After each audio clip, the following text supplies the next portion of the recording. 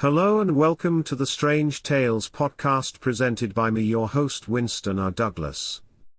We are a weekly podcast that looks at weird and wonderful tales from history, true crime, conspiracies and much more.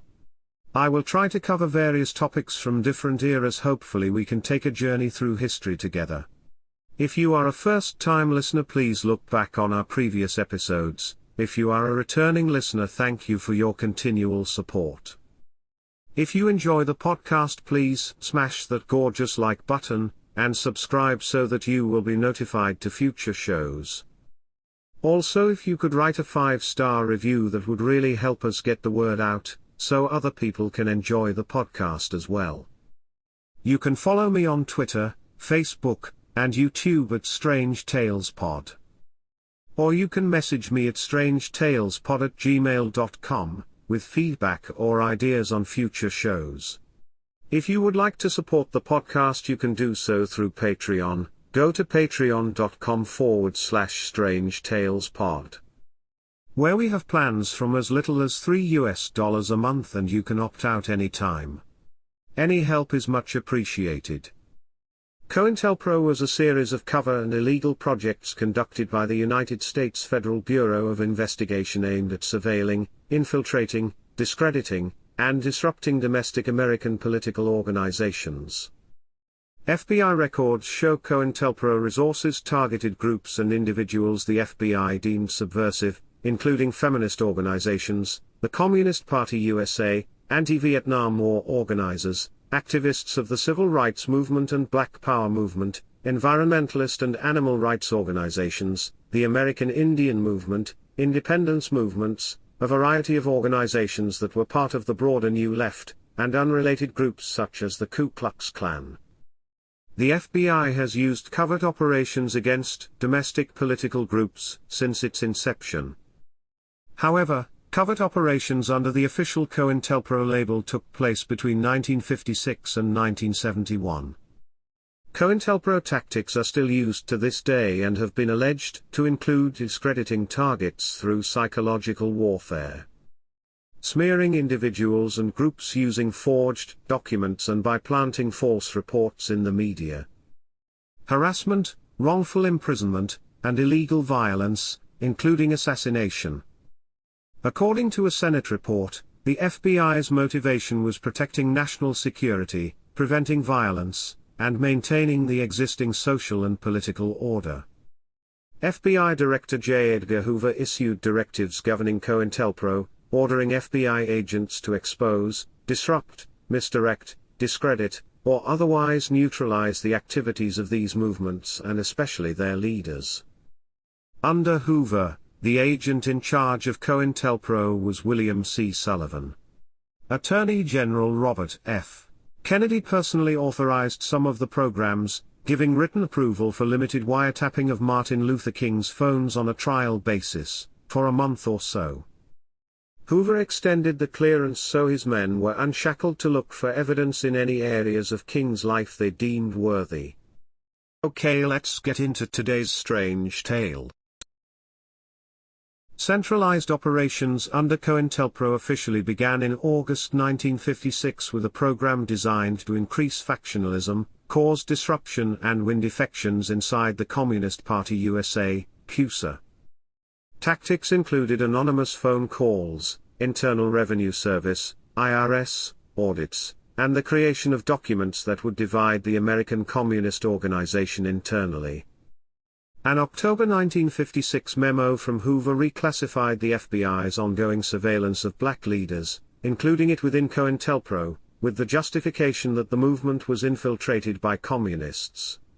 In 1956, Hoover sent an open letter denouncing Dr. T.R.M. Howard, a civil rights leader, surgeon, and wealthy entrepreneur in Mississippi, who had criticized FBI inaction in solving recent murders of George W. Lee, Emmett Till, and other African Americans in the South. When the Southern Christian Leadership Conference, SCLC, an African American civil rights organization, was founded in 1957, the FBI began to monitor and target the group almost immediately, focusing particularly on Bayard Rustin, Stanley Levison, and eventually Martin Luther King Jr. After the 1963 March on Washington for Jobs and Freedom, Hoover singled out King as a major target for Cointelpro. Under pressure from Hoover to focus on King, Sullivan wrote, "In the light of King's powerful demagogic speech, we must mark him now, if we have not done so before, as the most dangerous Negro of the future in this nation from the standpoint of communism, the Negro, and national security." Soon after, the FBI was systematically bugging King's home and his hotel rooms, as they were now aware that King was growing in stature daily as the most prominent leader of the civil rights movement. In the mid-1960s, King began to publicly criticize the Bureau for giving insufficient attention to the use of terrorism by white supremacists. Hoover responded by publicly calling King the most notorious liar in the United States. In his 1991 memoir, Washington Post journalist Carl Rowan asserted that the FBI had sent at least one anonymous letter to King encouraging him to commit suicide. Historian Taylor Branch documents an anonymous November 21, 1964 suicide package sent by the FBI that contained audio recordings obtained through tapping King's phone and placing bugs throughout various hotel rooms over the past 2 years, and that was created 2 days after the announcement of King's impending Nobel Peace Prize. The tape, which was prepared by FBI audio technician John Matter, documented a series of King's sexual indiscretions combined with a letter telling him, "There is only one way out for you. You better take it before your filthy, abnormal, fraudulent self is bared to the nation." King was subsequently informed that the audio would be released to the media if he did not acquiesce and commit suicide prior to accepting his Nobel Peace Prize. When King refused to satisfy their coercion tactics, FBI Associate Director, Cartha D. DeLoach, commenced a media campaign offering the surveillance transcript to various news organizations, including Newsweek and Newsday. And even by 1969, as has been noted elsewhere, FBI efforts to expose Martin Luther King Jr. had not slackened even though King had been dead for a year. The Bureau furnished ammunition to opponents that enabled attacks on King's memory, and tried to block efforts to honor the slain leader. During the same period, the program also targeted Malcolm X. While an FBI spokesman has denied that the FBI was directly involved in Malcolm's murder in 1965, it is documented that the Bureau worked to widen the rift between Malcolm and Elijah Muhammad through infiltration and the sparking of acrimonious debates within the organization, rumor-mongering, and other tactics designed to foster internal disputes, which ultimately led to Malcolm's assassination. The FBI heavily infiltrated Malcolm's Organization of Afro-American Unity in the final months of his life. The Pulitzer Prize-winning biography of Malcolm X by Manning Marable asserts that most of the men who plotted Malcolm's assassination were never apprehended and that the full extent of the FBI's involvement in his death cannot be known. Amidst the urban unrest of July to August 1967, the FBI began Cointelpro Black Hate, which focused on King and the SCLC, as well as the Student Nonviolent Coordinating Committee, SNCC, the Revolutionary Action Movement, RAM, the Deacons for Defense and Justice, Congress of Racial Equality, CORE, and the Nation of Islam. Black Hate established the Ghetto Informant Program and instructed 23 FBI offices to disrupt, misdirect, discredit, or otherwise neutralize the activities of black nationalist hate-type organizations. A March 1968 memo stated the program's goal was to prevent the coalition of militant black nationalist groups.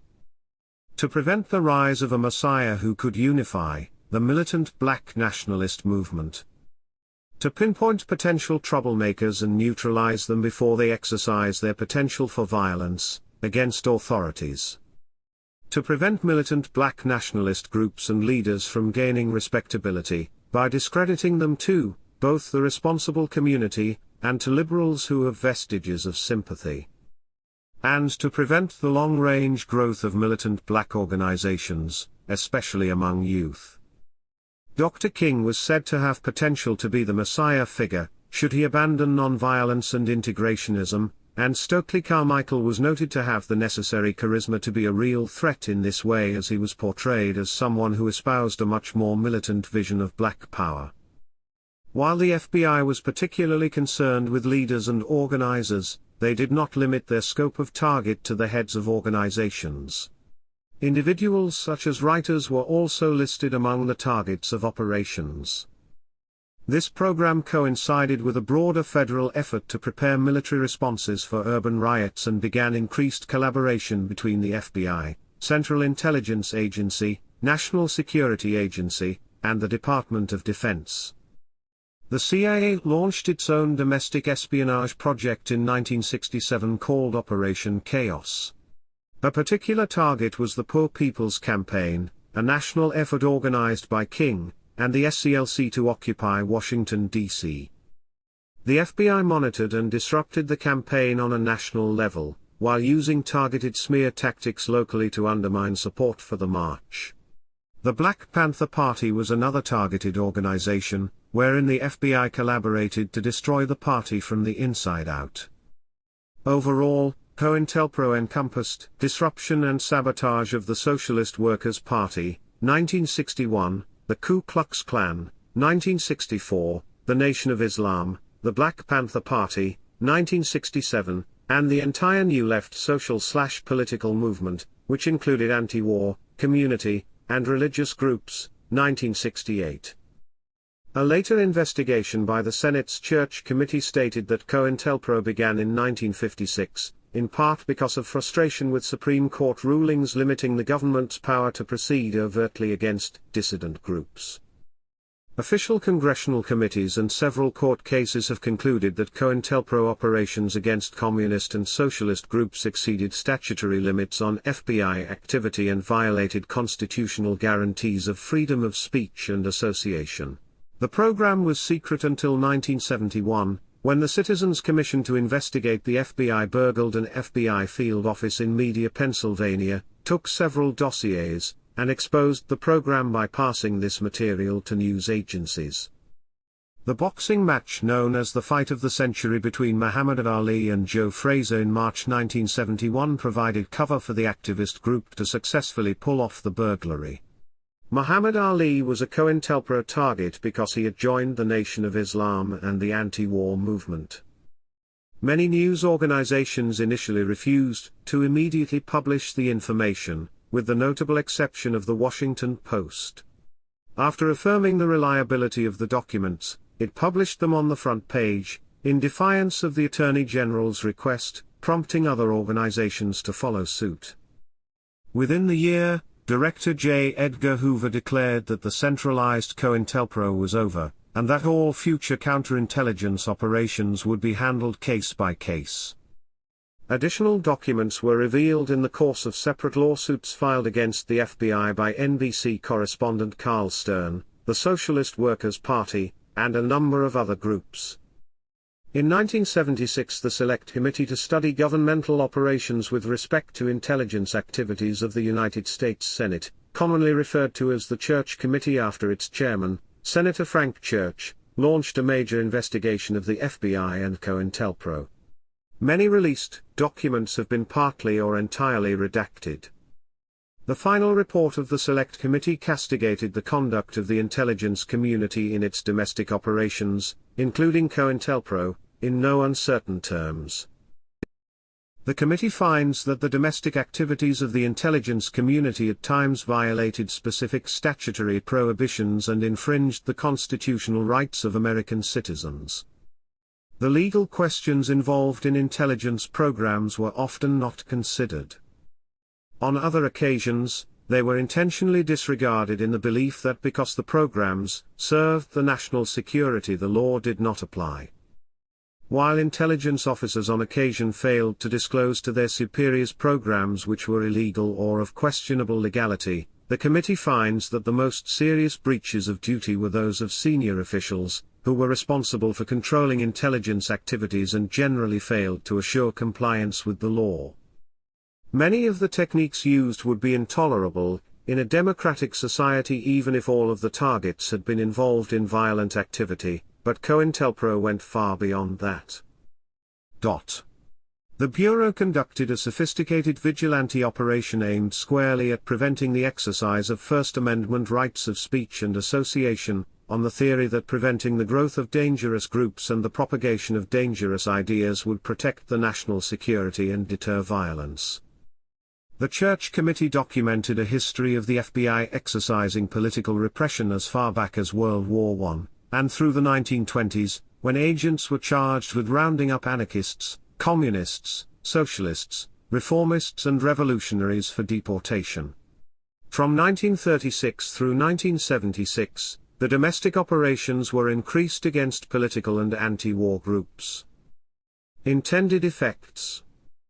The intended effect of the FBI's Cointelpro was to expose, disrupt, misdirect, or otherwise neutralize groups that the FBI officials believed were subversive by instructing FBI field operatives to create a negative public image for target groups, for example through surveilling activists and then releasing negative personal information to the public. Break down internal organization by creating conflicts, for example, by having agents exacerbate racial tensions, or send anonymous letters to try to create conflicts. Create dissension between groups, for example, by spreading rumors that other groups were stealing money. Restrict access to public resources, for example, by pressuring non-profit organizations to cut off funding or material support. Restrict the ability to organize protest, for example, through agents promoting violence against police during planning and at protests. Restrict the ability of individuals to participate in group activities, for example, by character assassinations, false arrests, surveillance. In an interview with the BBC's Andrew Marr in February 1996, Noam Chomsky, a political activist and MIT professor of linguistics, spoke about the purpose and the targets of Cointelpro, saying, "Cointelpro was a program of subversion carried out not by a couple of petty crooks but by the National Political Police, the FBI, under 4 administrations. By the time it got through, I won't run through the whole story, it was aimed at the entire New Left, at the women's movement, at the whole black movement, it was extremely broad.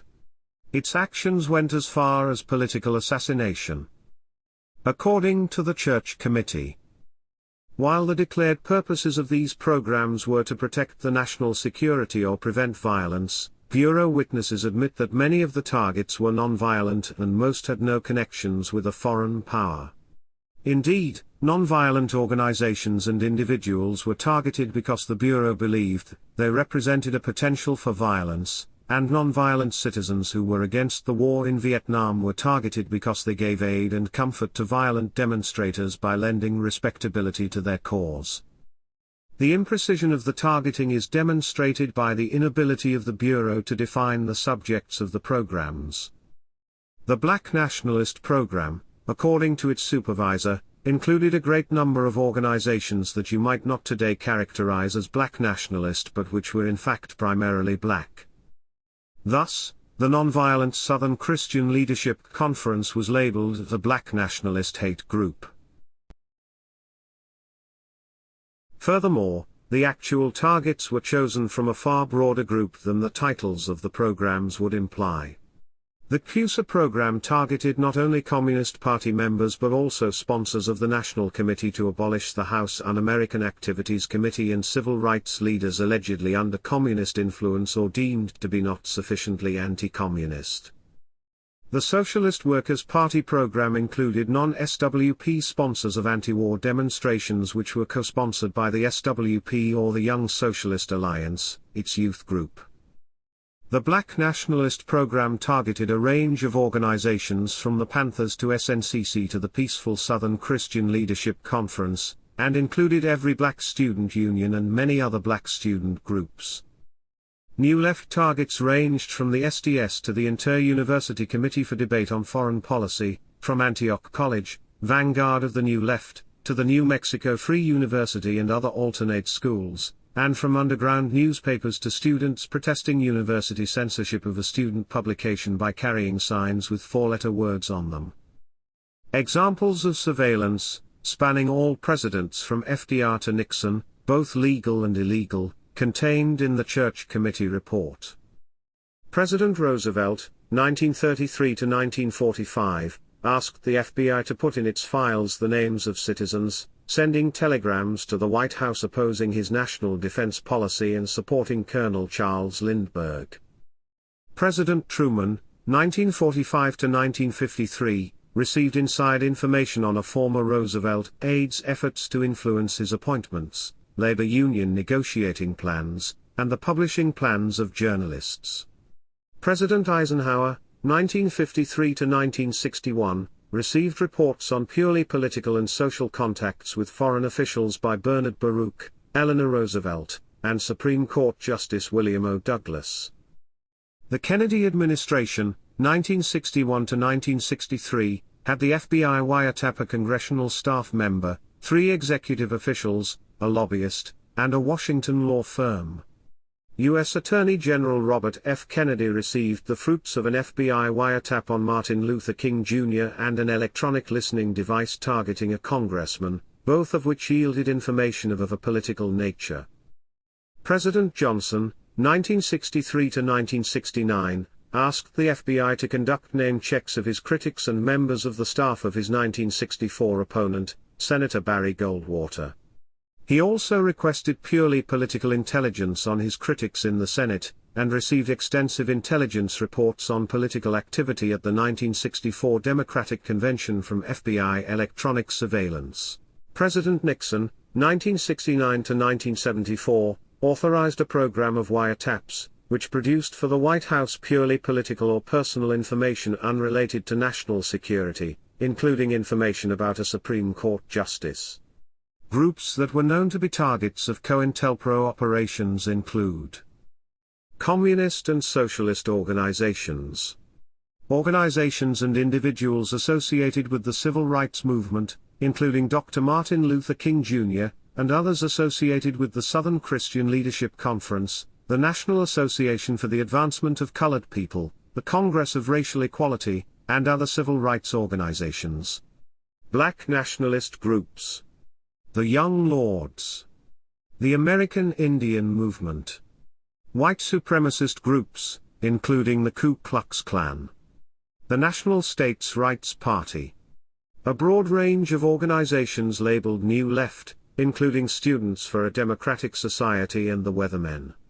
Almost all groups protesting the Vietnam War, as well as individual student demonstrators with no group affiliation. The National Lawyers Guild. Organizations and individuals associated with the women's rights movement. Nationalist groups, such as those seeking independence for Puerto Rico, United Ireland, and Cuban exile movements including Orlando Bosch's Cuban Power and the Cuban Nationalist Movement. The Cointelpro operators targeted multiple groups at once and encouraged splintering of these groups from within. In letter-writing campaigns, wherein false letters were sent on behalf of members of parties, the FBI ensured that groups would not unite in their causes. For instance, they launched a campaign specifically to alienate the Black Panther Party from the Mau Maus, Young Lords, Young Patriots and SDS. These racially diverse groups had been building alliances, in part due to charismatic leaders such as Fred Hampton and his attempts to create a rainbow coalition. The FBI was concerned with ensuring that groups could not gain traction through unity, specifically across racial lines. One of the main ways of targeting these groups was to arouse suspicion between the different parties and causes. In this way the Bureau took on a divide-and-conquer offensive. The Cointelpro documents show numerous cases of the FBI's intentions to prevent and disrupt protests against the Vietnam War. Many techniques were used to accomplish this task. These included promoting splits among anti-war forces, encouraging red baiting of socialists, and pushing violent confrontations as an alternative to massive, peaceful demonstrations. One 1966 Cointelpro operation tried to redirect the Socialist Workers' Party from their pledge of support for the anti-war movement. The FBI has said that it no longer undertakes Cointelpro or Cointelpro-like operations.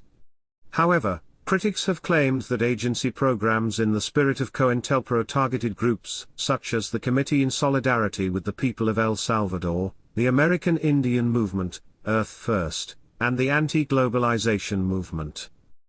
According to attorney Brian Glick in his book War at Home, the FBI used 5 main methods during Cointelpro. Infiltration: agents and informers did not merely spy on political activists. Their main purpose was to discredit, disrupt and negatively redirect action. Their very presence served to undermine trust and scare off potential supporters. The FBI and police exploited this fear to smear genuine activists as agents. Psychological warfare: the FBI and police used myriad dirty tricks to undermine progressive movements. They planted false media stories and published bogus leaflets and other publications in the name of targeted groups. They forged correspondence, sent anonymous letters, and made anonymous telephone calls.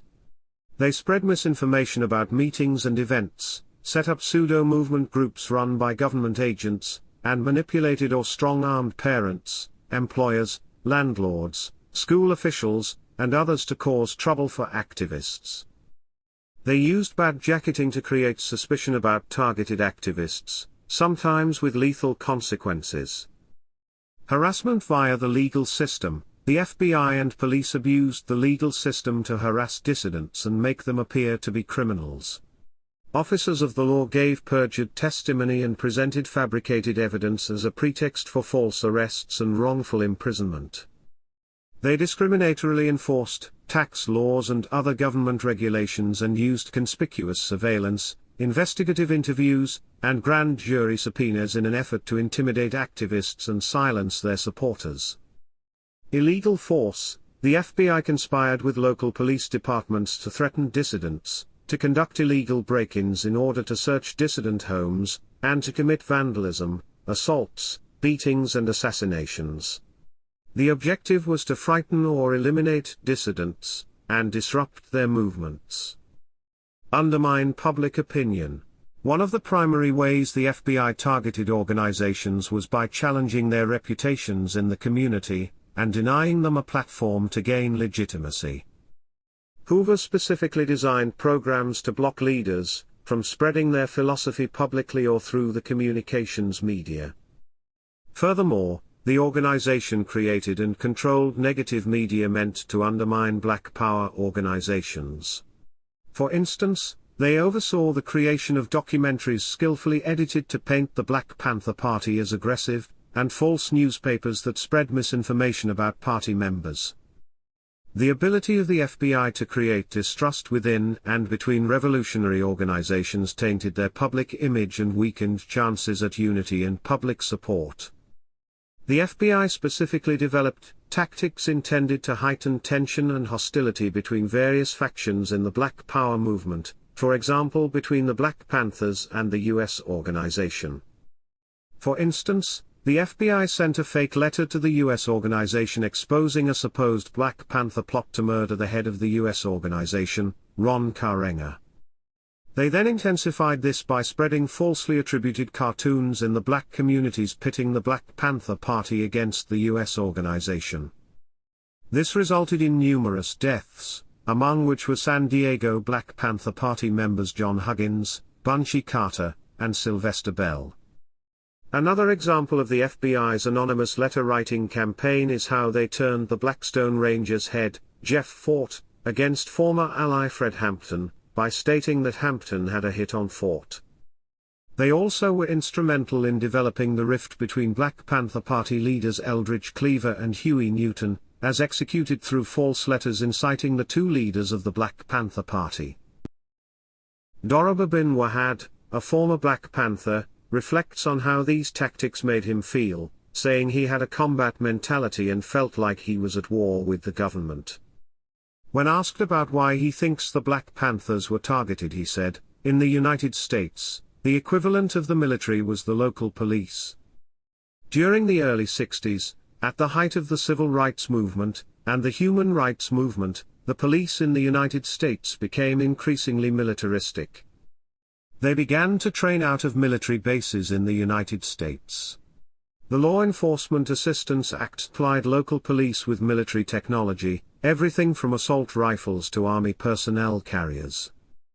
In his opinion, the counterintelligence program went hand in hand with the militarization of the police in the black community, with the militarization of police in America.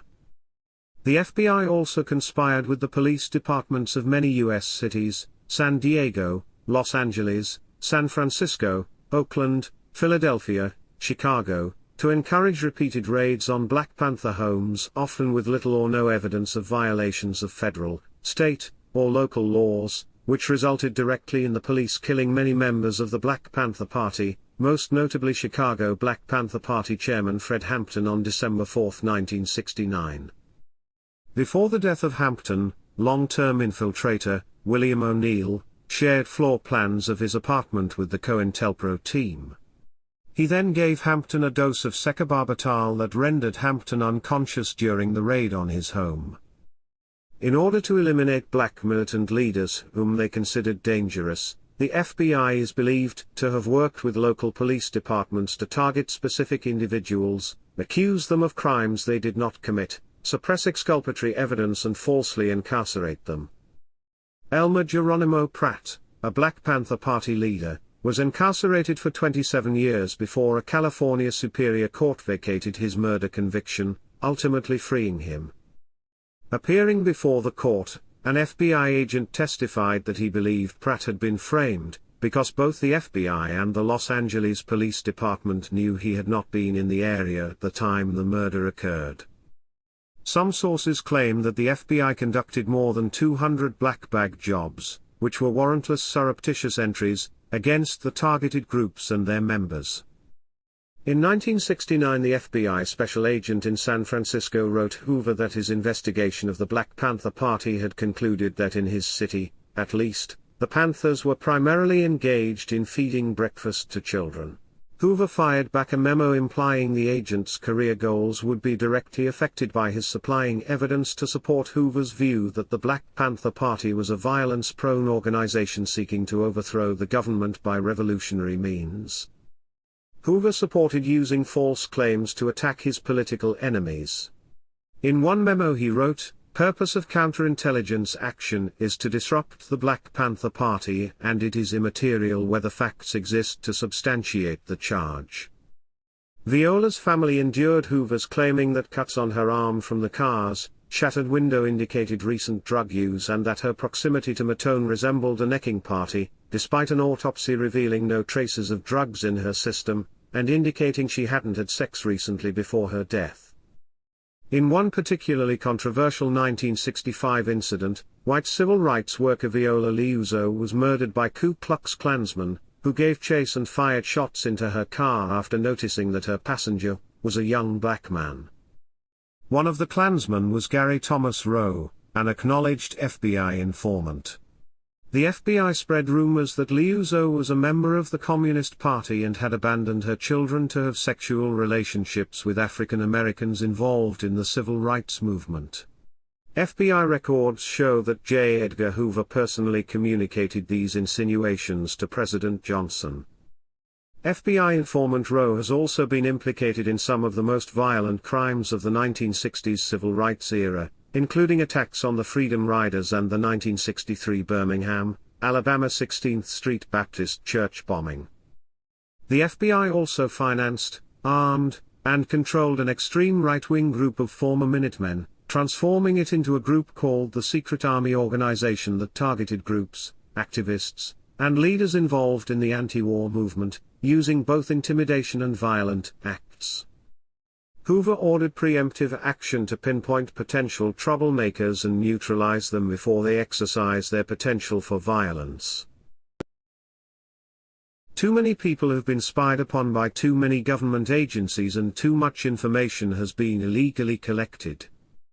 The government has often undertaken the secret surveillance of citizens on the basis of their political beliefs, even when those beliefs posed no threat of violence or illegal acts on behalf of a hostile foreign power.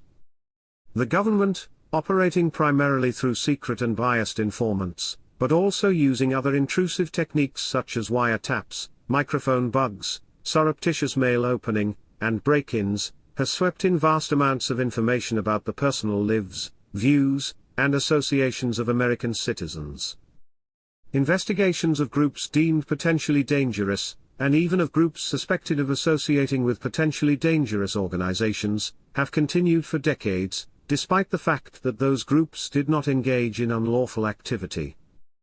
Groups and individuals have been assaulted, repressed, harassed and disrupted because of their political views, social beliefs and their lifestyles. Investigations have been based upon vague standards whose breadth made excessive collection inevitable. Unsavory, harmful and vicious tactics have been employed, including anonymous attempts to break up marriages, disrupt meetings, ostracize persons from their professions, and provoke target groups into rivalries that might result in deaths. Intelligence agencies have served the political and personal objectives of presidents and other high officials. While the agencies often committed excesses in response to pressure from high officials in the executive branch and Congress, they also occasionally initiated improper activities and then concealed them from officials whom they had a duty to inform.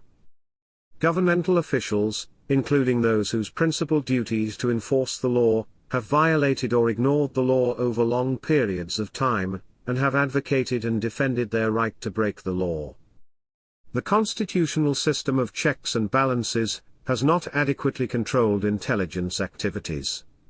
Until recently, the executive branch has neither delineated the scope of permissible activities nor established procedures for supervising intelligence agencies. Congress has failed to exercise sufficient oversight, seldom questioning the use to which its appropriations were being put. Most domestic intelligence issues have not reached the courts, and in those cases when they have reached the courts, the judiciary has been reluctant to grapple with them. While Cointelpro was officially terminated in April 1971, domestic espionage continued. Between 1972 and 1974, it is documented that the Bureau planted over 500 bugs without a warrant and opened over 2,000 pieces of personal mail. More recent targets of covert action include the American Indian Movement, AAM, Earth First and committees in solidarity with the people of El Salvador. Documents released under the FOIA show that the FBI tracked the late David Halberstam, a Pulitzer Prize-winning journalist and author, for more than 2 decades. Counterterrorism guidelines implemented during the Reagan administration have been described as allowing a return to Cointelpro tactics. Some radical groups accuse factional opponents of being FBI informants or assume the FBI is infiltrating the movement. Cointelpro survivor Filiberto Ojeda Rios was killed by the FBI's hostage rescue team in 2005, his death described by a United Nations Special Committee as an assassination.